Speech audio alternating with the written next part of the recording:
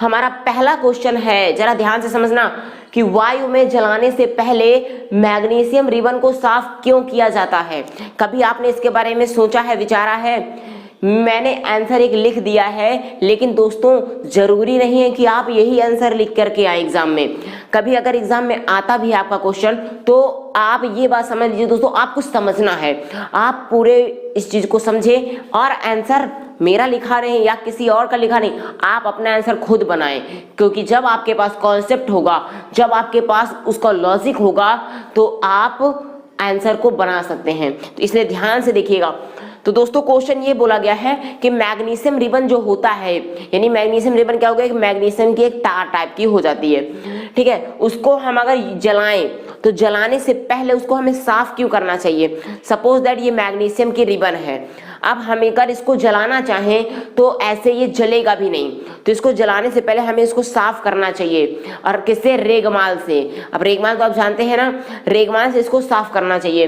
तो दोस्तों इसके पीछे का लॉजिक क्या है, क्या साइंस है, तो जरा देखिए कि मैग्नीशियम रिबन वायु में उपस्थित ऑक्सीजन से क्रिया करके, किससे? जो मैग्नीशियम ऑक्साइड मैग्नीशियम रिबन है, मैग्नीशियम है, वो वायु में, एयर में उपस्थित जब होती है तो उसमें ऑक्सीजन जो प्रेजेंट होती है, उस ऑक्सीजन से क्रिया करके क्या बनाती है, इस पर मैग्नीशियम ऑक्साइड की परत बनाती है। और ये परत कैसी होती है? अक्रियाशील होती है। फिर से समझिए, मैग्नीशियम रिबन वायु में उपस्थित ऑक्सीजन के साथ क्रिया करके एक मैग्नीशियम ऑक्साइड की अक्रियाशील परत बनाती है, यानी कि अक्रियाशील होती है।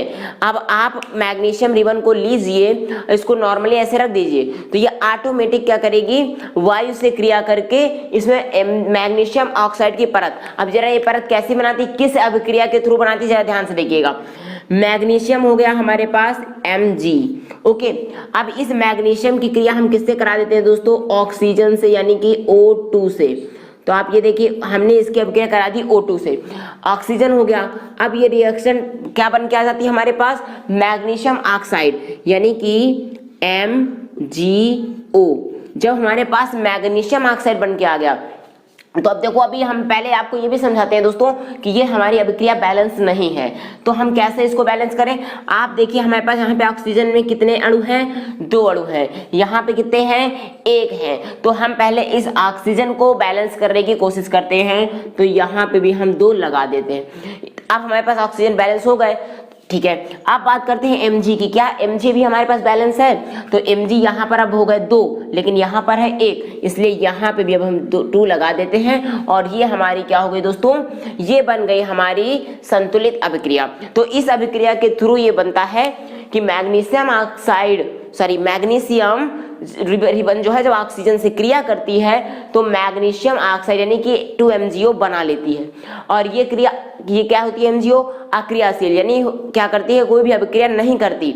अब ये अभिक्रिया जब करेगी नहीं, तो जलाएंगे तो जलेगा भी नहीं वो, इसलिए उसको जलाने के लिए, मैग्नीशियम रिबन को जलाने से, वायु में जलाने से पहले, ठीक है, हम इस अभिक्रिया को क्या करें, रेगमाल की सहायता से साफ कर देते हैं, ठीक है। जिससे क्या होता है, अतः मैग्नीशियम अन्य पदार्थों से क्रिया कर सके।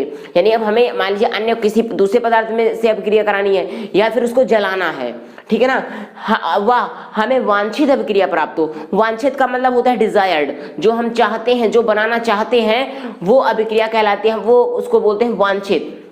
और हमें ये वांछित अभिक्रिया प्राप्त हो, इसलिए क्या करते हैं, वायु में जलाने से पहले मैग्नीशियम रिबन को साफ किया जाता है। आई होप आपको बात समझ में आ गई होगी। एक बार फिर से समझा देता हूं कि मैग्नीशियम रिबन वायु में उपस्थित ऑक्सीजन से क्रिया करके क्या बनाता है, इसी रिबन पर मैग्नीशियम ऑक्साइड की अक्रियाशील नॉन रिएक्टिव, क्या कहते हैं, नॉन रिएक्टिव लेयर एक बना लेती है, और मैग्नीशियम क्रिया फिर नहीं कर पाती।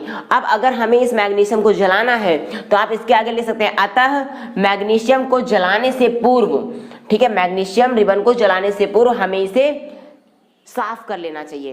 ये बात क्लियर हो गई।